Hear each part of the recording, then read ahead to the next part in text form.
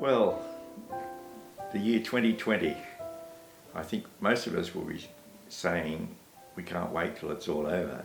And what a year it's been, certainly since the beginning of the year, but certainly from March when we had that serious lockdown, when we celebrated Easter very much on our own in the churches without any congregation whatsoever. It's a time when we can perhaps reflect upon the year and have a look at what might be essential.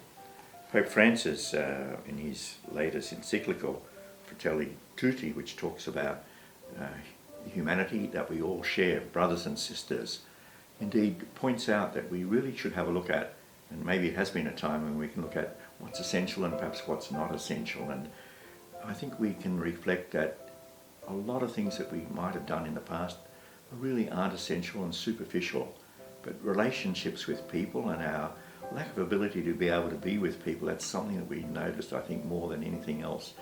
And I think that's something we've felt, and we've tried to keep in contact with people by phone and new ways of conducting meetings and being with people, of live streaming of masses and services, but still we have missed that personal contact, and in many parts it's been more serious than others. But indeed the health restrictions have really been there for a purpose. People have thought, oh, we should all be able to come together, but we've got to look at our health requirements. We have to look at also what we regard as the common good. We are members of the local community, we are members of humanity, and we really need to protect the health of other people as well. Indeed, as we've seen an easing of restrictions in this part of the world, it's been wonderful that we've been able to get back together again. But I think at the same time we've also seen, with outbreaks in certain parts, that borders are closing again, that people had plans for Christmas which have been put into somewhat disarray.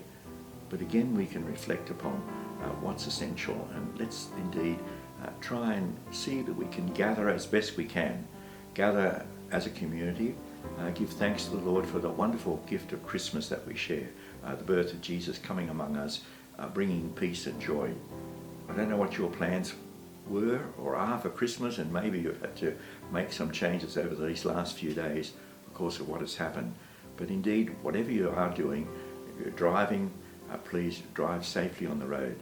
It's a time when we give gifts, but let us also, a time when we give thanks, but we might also give a gift for those who really are in need. So I ask all of us to indeed be generous and give something to either St. Vincent de Paul, Caritas, or some charity of your choice where people might benefit from your generosity, receive a personal gift that otherwise they wouldn't be able to have. So indeed, let us realise the joy of the season. Let us hope that 2021 will be a wonderful time for us. We're all working towards, people are working towards vaccine and what have you.